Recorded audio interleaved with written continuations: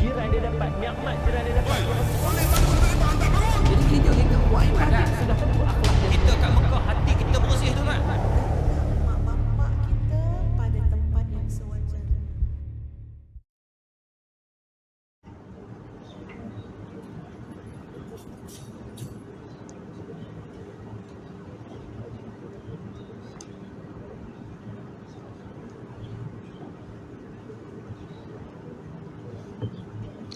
Bismillahirrahmanirrahim.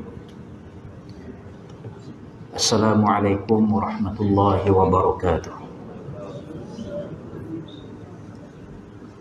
Alhamdulillahilladzi hadana lihaza wa ma kunna linahtadiya laula an hadana Allah. Ashhadu an la ilaha illallah wahdahu la syarika lah. Wa ashhadu anna Muhammadan abduhu wa rasuluh. Allahumma salli wa sallim wa barik ala sayyidina wa nabiyyina Muhammad wa ala alihi wa sahbihi wa man da'a bi da'watihi wa man sanna bi sunnatihi ila yaumiddin. Rabbana shrah lana sudurana wa yassir lana umurana wahlul 'uqdatam min alsinatina yafqahu aqwalina. Subhanaka la ilma lana illa ma 'allamtana innaka antal alimul hakim. Wala haula wala quwwata illa billahil aliyil azim. Rabbi yassir wala tu'assir, rabbi tamim bil khair. Muslimin sidang jemaah yang berbahagia,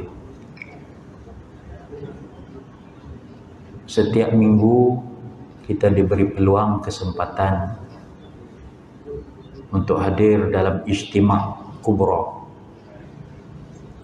perhimpunan yang besar bagi umat Islam seminggu sekali, yaitulah pada hari yang digelar sebagai Sayyidul Ayyam, penghulu bagi segala hari, hari Jumaat, hari ini.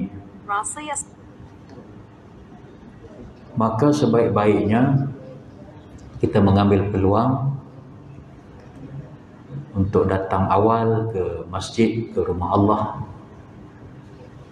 bagi merekodkan nama kita dalam rekod catatan yang dicatat oleh malaikat yang ditugaskan khusus buat mereka yang datang ke rumah Allah pada hari Jumaat mengikut waktu-waktu yang telah ditentukan, dan sudah pasti ganjaran pahala orang yang datang lebih awal itu berbeza dengan ganjaran pahala yang diperolehi oleh orang yang datang kemudian.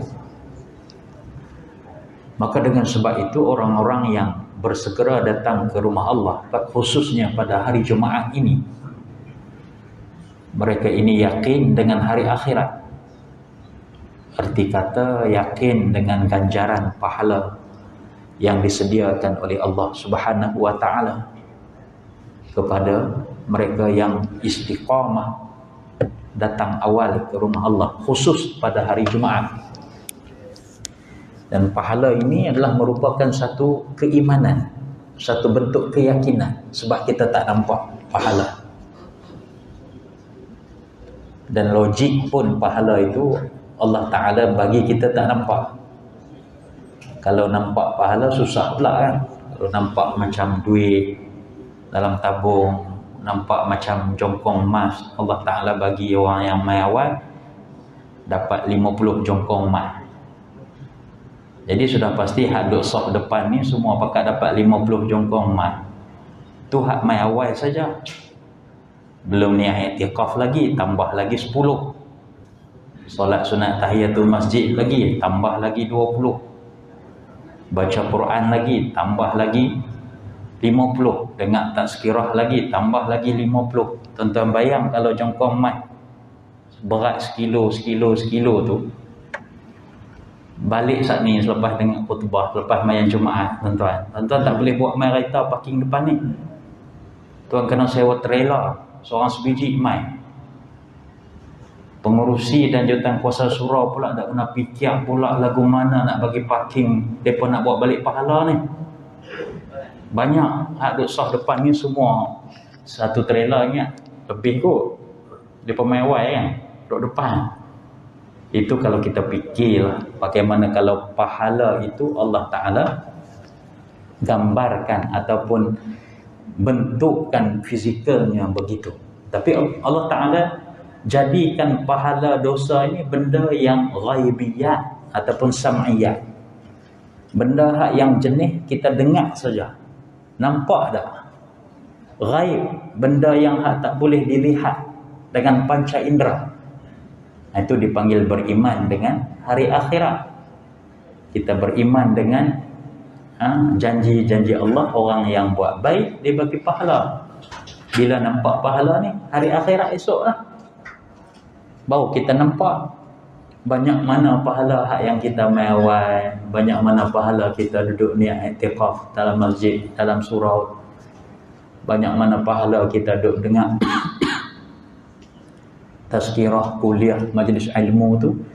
Kita akan dapat tahu manfaatnya bila kita dapat surat amalan di padang mahsyar kelak.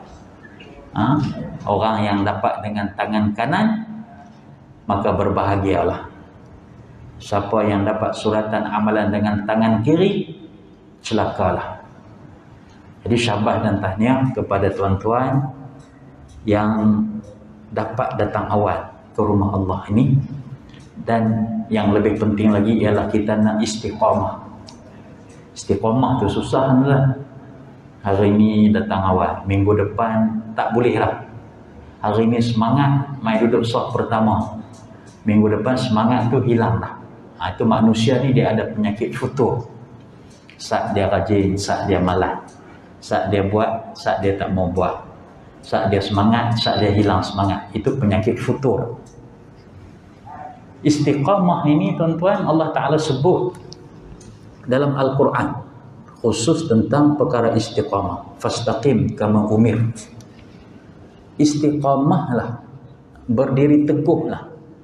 Berdiri teguhlah di atas apa yang diperintahkan oleh Allah kepada kamu.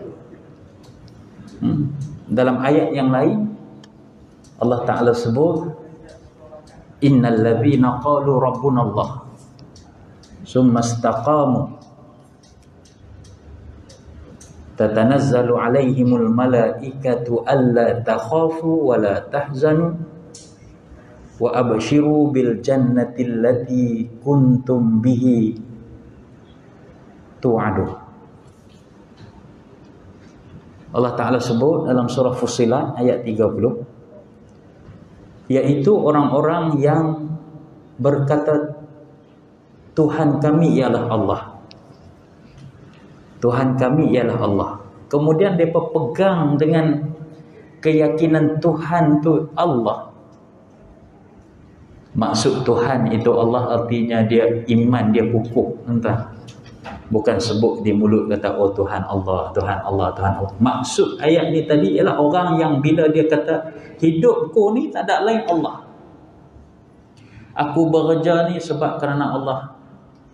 Aku mai awal ni sebab kerana Allah. Aku berkasih sayang, bercinta dengan isteri pasanganku, suami isteri ini sebab Allah. Aku berkeluarga, beranak pinak kerana Allah. Orang yang buat sesuatu tu kerana Allah, maka dia tak takut dah tuan-tuan. Dia tak akan takut bini dia mati. Nak buat macam mana? Kerana Allah. Dia tak akan takut kalau laki dia mati. Nak buat macam mana? Allah Ta'ala dah takdirkan begitu. Isteri tak akan takut suami dia kahwin lain. Sebab apa nak buat macam mana? Allah Ta'ala dah tentukan aku begitu. Tuan-tuan kalau berani balik cerita kat dia lagu tu. Ni balik petang ni pergi cerita dekat bini, ni abang kalau kahwin lagi satu ni yang kena redha lah. Cuba kalau siapa berani pergi balik pergi cerita lagu tu, lepas tu main habak balik kat saya. Apa respon dia? Allah Ta'ala dia bagi kekuatan Dekat isteri ni dua. Yang pertama lidah, yang kedua kekuatan dalaman dia. Orang lelaki ni dia ada kekuatan tenaga fizikal. Sebab tu dia orang lelaki kalau dia dengar lidah bini dia bercakap, dia serenda. Dia serenda ataupun dia demam. Dia tak boleh nak dengar. Dia tak boleh nak dengar kalau bini dia cakap banyak. Orang Kedah kata beletek. Dia cukup tak suka kalau kena beletek orang lelaki. Sebab tu dia kena ada kemahiran mendengar. Ni tuan-tuan kena belajar kemahiran mendengar. Dengar. Saya tak ada kemahiran mendengar. Saya ceramah, saya rajin lah. Dengar orang ceramah dekat saya malas. Saya ceramah kat orang 2 jam, 3 jam pun larat ceramah. Tapi nak duduk orang ceramah dekat kita setengah jam pun tak larat dah. Tidak ada kemahiran mendengar. Tu Allah Ta'ala tanya, afala yasma'un, adakah kamu ni tidak mahu mendengar? Allah tak pernah tanya afala yatakallamun, tidakkah kamu berkata-kata? Tak. Allah Ta'ala tanya, tidakkah kamu ini mendengar? Mendengar ini satu kemahiran, tuan. Kadang anak-anak bercakap dengan ayah. Ayah jenis tak reti nak mendengar. Dia sambil-sambil main WhatsApp je. Anak duk cerita panjang, daripada A sampai Z di sekolah. Ayah sambil buat WhatsApp, cerita dekat mak hang. Ayah tak ada nak pick-up ni, pergi cerita kat sana. Ayah tak jenis, dia tak mau mendengar. Tidak ada kemahiran mendengar. Sofa juga kawan mai duk sembang dengan kita sambil duk tengok komputer ya. Tidak ada kemahiran mendengar. Nabi SAW, bila orang mai cerita dekat dia, Nabi paling satu badan tu. Nak dengar sahabat nak cerita apa. Walaupun Nabi dah tahu dah cerita tu. Nabi kan sibuk. Sahabat mari nak cerita pada Nabi. Nabi dengar satu badan dia paling. Kita dengar juga tapi sambil-sambil lah kan. Cerita gempa bumi dia dengar dah tadi. Dia WhatsApp banyak nak cerita apa lagi kan. Sambil-sambil duk tengok WhatsApp lah. Kawan duk cerita semangat tu. Kita tak duk cerita, aku tahu dah. Potong terus tim kawan tu. Kawan baru nak cerita kan. Kita potong lah. Itu kita tak ada kemahiran mendengar. Kena belajar tuan-tuan ni nak bagi dengar. Sebab tu Tuhan bagi telinga kita dua. Lepas tu dia capang pergi ke belah situ pula. Lidah dia bagi satu lah. Maksudnya cakap sedikit, dengar banyak lah. Cakap tu bagi kurang. Cakap benda yang perlu saja. Yang tak perlu cakap lah. Kita rajin cakap. Tak cukup cakap dengan lidah, cakap dengan media sosial. Cakap. Semua nak cerita kat orang. Nak bercakap dengan orang. Suka ke, sakit ke, sedih ke. Semua cerita. Lapak ke, mengantuk ke. Semua nak cerita kat orang. Nak cakap kan. Menceritakan. Istiqamah itu yang saya nak sampaikan tadi. Innal ladzina qalu rabbunallah. Orang yang berkata hidup kami ni adalah Allah, hanya untuk Allah. Summa istaqam. Kemudian depa ni istiqamah. Apa akan dapat orang istiqamah ini? Tatanazzalu alaihimul malaikatu. Malaikat-malaikat akan turun kepada mereka ini.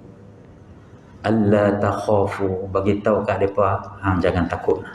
Kalau hidup hang kerana Allah dan kemudian istiqamah kerana Allah, hang jangan takut dan jangan bimbang. Kami jaga hang.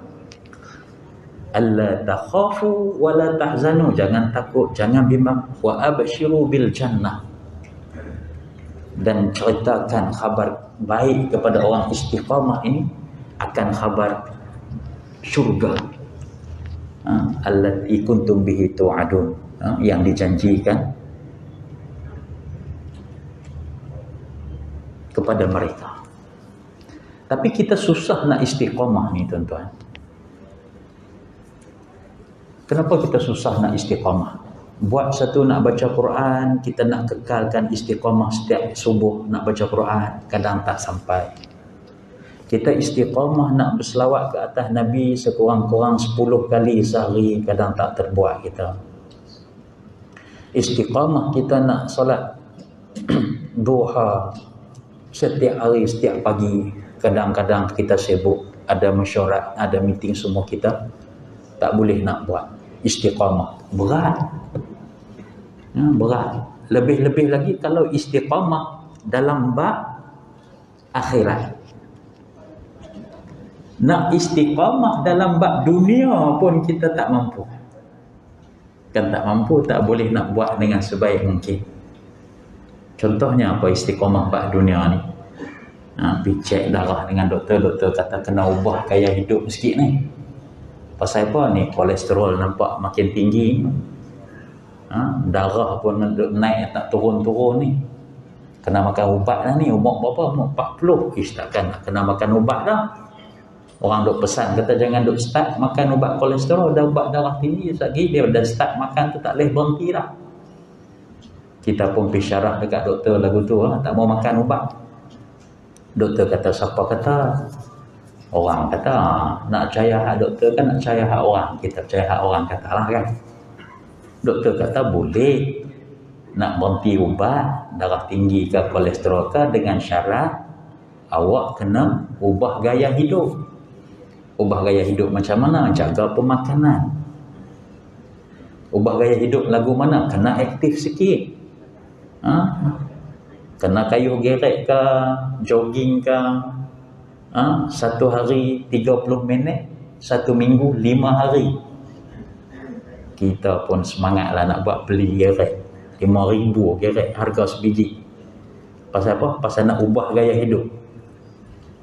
Kayuh 2 minggu tak sampai, terus gantung dalam bilik dalam rumah sekali dengan tidur dengan gerek. Pasal apa? Pasal harga mahal, nak tak di luar kot orang kebas, kawan-kawan kebas.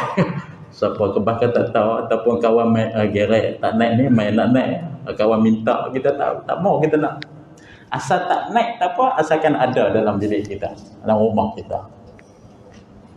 Kita tak boleh nak istiqamah tuan-tuan, walaupun itu untuk kebaikan dunia kita. Nampak, buat yang ni kamu dapat result yang ni. Kita dapat dah result dia di atas muka bumi. Bab istiqamah baca Quran, semayang, dengar majlis ilmu, sedekah ni, payah nak istiqamah sebab kita tak nampak. Kalau hak dunia kita dapat nampak habuan dia pun kita payah nak istiqamah tuan-tuan. Tambah-tambah bab hak akhirat ke? Lagi payah sebab dia tak nampak. Kita duk buat rajin baca Quran macam mana pun kita payah nak nampak. Kita tak boleh nak nampak. Itu menyebabkan kita payah istiqamah. Satu ayat dalam surah Al-Fatihah, dalam banyak-banyak ayat tu, satu ayat dia doa. Apa dia doa? Ihdinas siratal mustaqim. Kita minta istiqamah. Hak lain bukannya minta. Hak lain kita puji ya. Fatihah ada berapa ayat? Ustaz Din MZ? 7. Kan alhamdulillah, bismillahirrahmanirrahim, dengan nama Allah. Maha Pengasih Penyayang. Alhamdulillah, segala puji bagi Allah, Tuhan sekalian alam. Ar-Rahmanir-Rahim, Maha Pengasih Penyayang. Maliki Yaumiddin, Raja pada hari akhirat, penguasa pada hari akhirat. Itu bukan minta, itu puji, memuji, memuji, memuji. Satu je kita minta, iaitu ihdinas siratal mustaqim. Wahai Tuhan, kita duk puji dia ayat 1, ayat 2 tadi, 3 tadi, kita duk puji, puji, puji. Ni kami nak minta satu, iaitu ihdinas siratal mustaqim, tunjukkan kami jalan yang orang-orang istiqamah. Tu kita duk minta nak istiqamah tu. Mustaqim, jalan yang lurus, jalan yang orang yang istiqamah atas jalan atas hidayah, atas petunjukmu. Istiqamah, kita duk minta hari-hari tu. Istiqamah. Kata para tafsir, doa ini bagi orang yang belum ada istiqamah, Allah akan beri istiqamah. Kalau orang yang sudah istiqamah, Allah Ta'ala akan tambahkan istiqamah. Kalau orang memang tegar ke tegar? Kuat. Ha? Tegar ke tegar? Ha? Tan Sri? Orang Kedah panggil ketegar. Kan? Ketegar. Tegar. Kalau orang sudah tegar dengan istiqamah, Allah Ta'ala akan lipat gandakan tegarnya itu. Itu tafsir ulama tentang ihdinas siratal mustaqim. Tunjukkan kami jalan yang istiqamah. Ada beberapa sebab kenapa kita payah nak istiqamah. Yang pertama sebab jalan kesesatan ni banyak. Hidup atas muka bumi ni tuan-tuan, jalan yang lurus tu satu. Jalan yang sesat itu banyak. Satu Nabi, satu hari Nabi sebut, wa anna haza sirati mustaqimah fattabi'uhu wa la tattabi'us subul. Kata Nabi. Satu hari Nabi panggil para sahabat, Nabi lukis satu atas tanah tu, Nabi ambil kayu, Nabi lukis, tarik garisan panjang, satu panjang. Kemudian Nabi lukis belah kiri 1, 2, 3, 4, 5. Sebelah kanan 1, 2, 3, 4, 5 garis.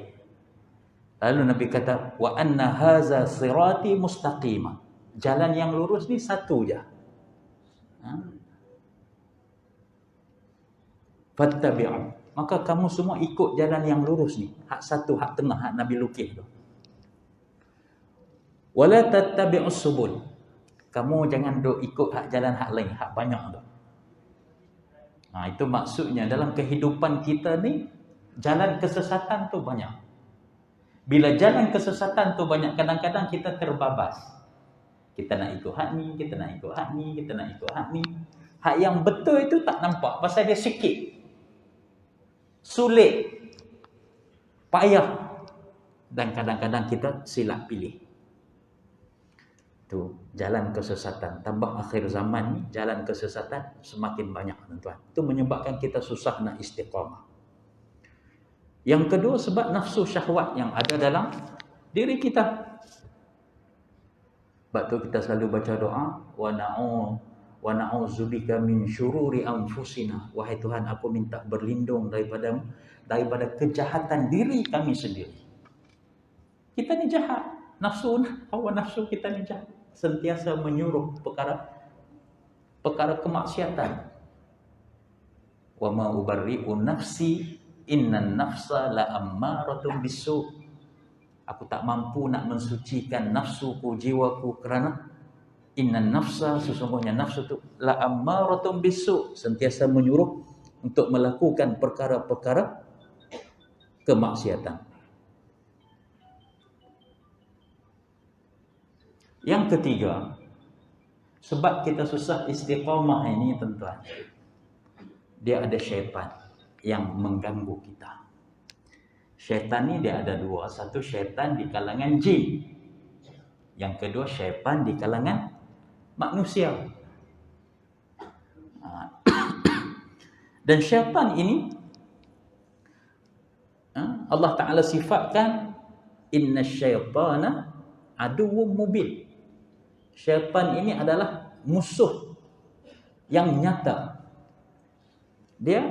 Allah Ta'ala jadikan syaitan, iblis, tujuan dia satu je, nak menggoda umat Bani Adam, umat manusia. Itu je kerja dia. Dia istiqamah. Syaitan ni dia istiqamah. Sebab kerja dia satu, itu je kerja dia. Kita tak ada, kita kerja macam-macam buat. Kadang kita kerja dengan kerajaan. Lepas tu Grab pun kita nak buat juga. Kan? Bawa e-hailing pun kita nak bawa juga. Nak COD Makanan pun kita nak buat juga. Kerja kita banyak. Syaitan satu dia kerja dia. Kerja apa? Menyesatkan Bani Adam. Kemudian syaitan ni kita tak nampak dia nampak kita. Kita tak nampak ni, dia duduk kat tepi-tepi kita tak nampak. Dia duduk kat tepi kita, sat cucuk kita, sat gosok belakang kita, bagi kita lali sikit, bagi kita mengantuk sikit, bagi kita rasa selesa sikit.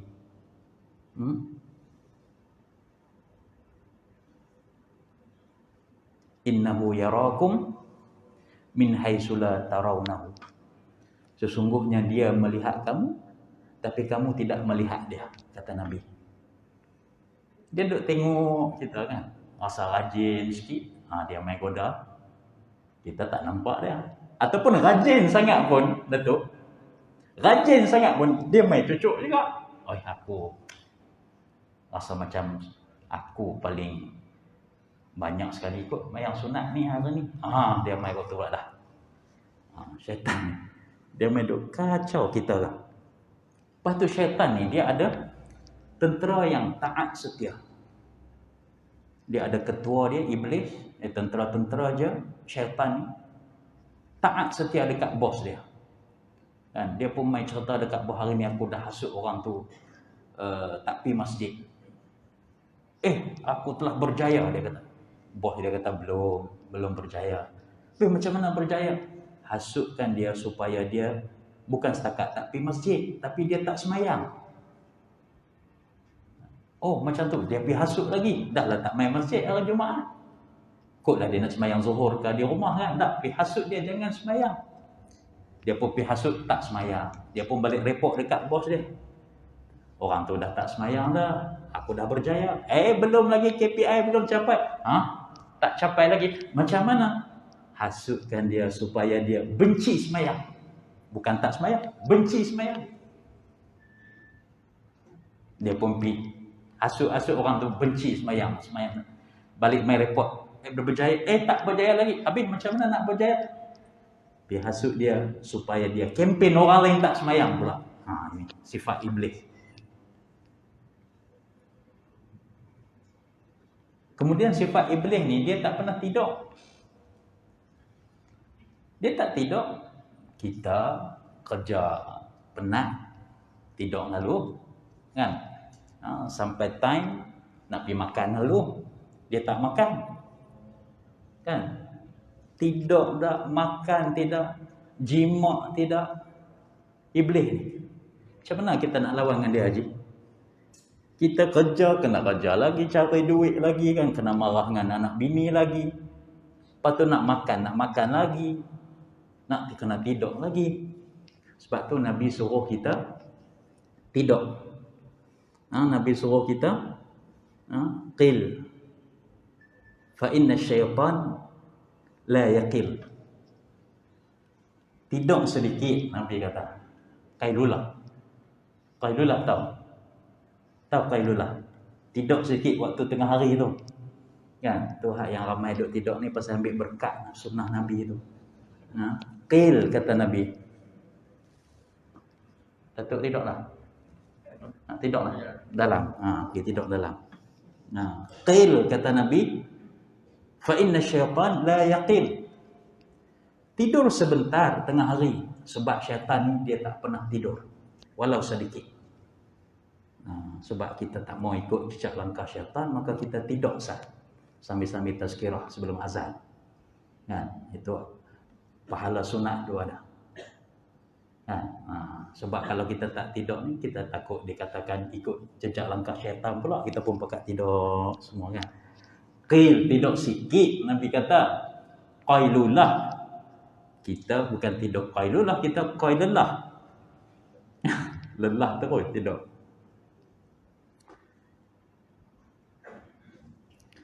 Maka dengan sebab itu tuan-tuan, kalau kita kenal musuh-musuh kita ni, sama ada musuh tu dalam diri kita sendiri ataupun musuh itu berada di luar daripada diri kita, maka insya-Allah kita boleh istiqamah.